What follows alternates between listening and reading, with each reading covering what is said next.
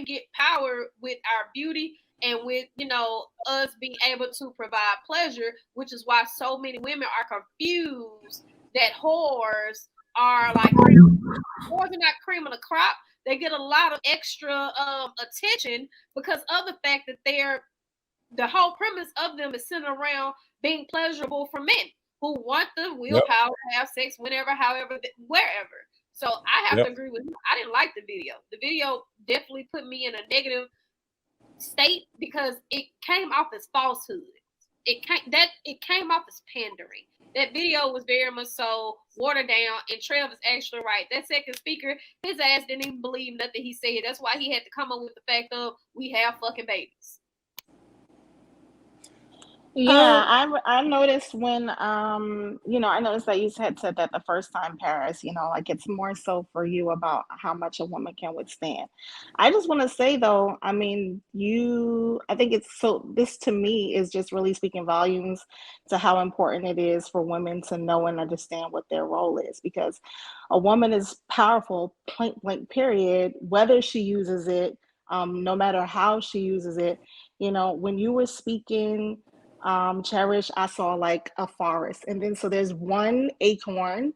One acorn is going to give you one tree, and that one tree has the power to do all that but it has all of that power even in acorn form. So I'm going to stick with the whole women are powerful thing. But we're not but acorns. yes, just like you need definitely. a man And so right, so that's why it's important for women.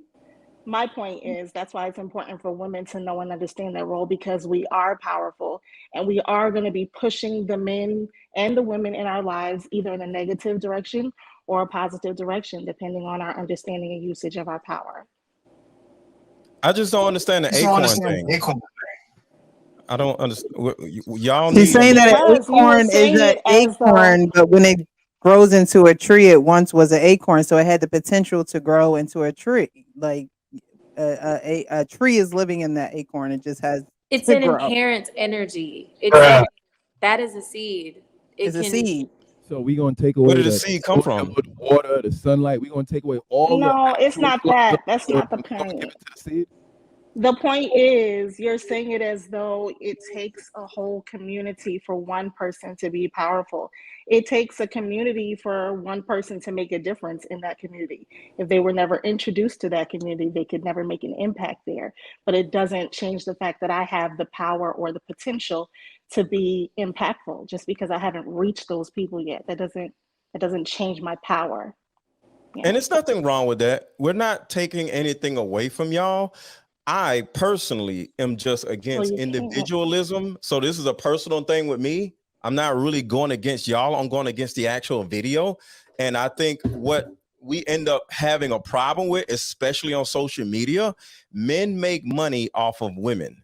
So the more men pander to women, the more money they make. And it's destructive to our women, because the more we empower women to be independent and powerful, the more they innately end up feeling like, y'all love to say it, y'all don't need a man. And then y'all go to college, get degrees, which is okay. And then you end up forget about family. And now you're 36 years old and with no kids, or with a child, out of wedlock, wondering what happened. So my whole point in anything I always say is to simply promote community and family and not this woman empowerment stuff. We don't have men empowerment. It's mainly women empowerment. I don't think y'all are already the default. It's kind of like when you think of Black Lives Matter, like we need that empowerment because we've been oppressed. We all were. Well, I don't think it's women empowerment. I think it's acknowledging just a woman in general. And that's empowering to me. But saying women are powerful is women empowerment. If you just think women are valuable, that's one thing about encouraging and acknowledging women that, you do matter. Y'all are valued. Like, and Sheriff said valuable. So women are valuable, women are needed. But when you use the word powerful, that is synonymous with what does that just sound like? Empowerment, women empowerment. Intimidating or like. So I'm having trouble with this too, because so if I think of like Joe Biden, right? He is physically frail, right? He might fall down the stairs and hurt himself at any time. However, in his frail state, he is still the most powerful person in the world, which leads me back to influence. But you still need to be able to exert that power, even if it's just through the influence you have for other people that are physically powerful. Your influence is more powerful than their physicality. So that's where I'm deriving that the women are powerful from. The influence they have over other. It could be two men about to fight, or two men in a bar. A man hits on a woman that he's much larger than, but her man is much larger than him. Her influence over that relationship allows her to exert the power of the stronger person on her, on him, onto the other guy, if you know what I'm saying. So you absolutely have to be able to exert it somewhere, influence something for it. And it doesn't necessarily have to be a child, but you have to influence something to exert power, to wield power. It has to be influential or a substantial change to something. I think women have power without men being present.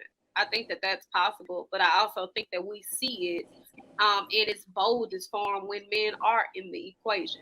I think that that's the difference, right? Like we see that it's men right now who would kill you over a woman, right? Like it's men who are fighting tooth and nail to call a child. They didn't even procreate their own child because of their attachment to a woman. It's men right now that will fight you tooth and nail about women having certain rights or them being oppressed, and they will negate everything else that men have experienced just to advocate on behalf of women for their idealism of women. And women are just existing. We're not making men behave this way. We're just existing. That's power in itself. But it does denote back down to beauty. It does denote back down to a man's lust. It does denote back down to her having some form of pleasurable desire that she can wheelhouse to him. And it also denotes back down to her being able to do something for him. And until women learn to accept, majority of men's love language is acts of service, what we can do for them, then it's always going to be hard to receive. That's just the honest to God truth. Most men, if you ask them what they want from a woman, they will tell you they want someone who can help lift the load. It ain't got nothing to do with, the pretty, the X, Y, and Z. That may look different. He may not be talking about your money, but he may be talking about it in a different asset. Like, come along, don't be a burden, be, help with the load, whatever that looks like.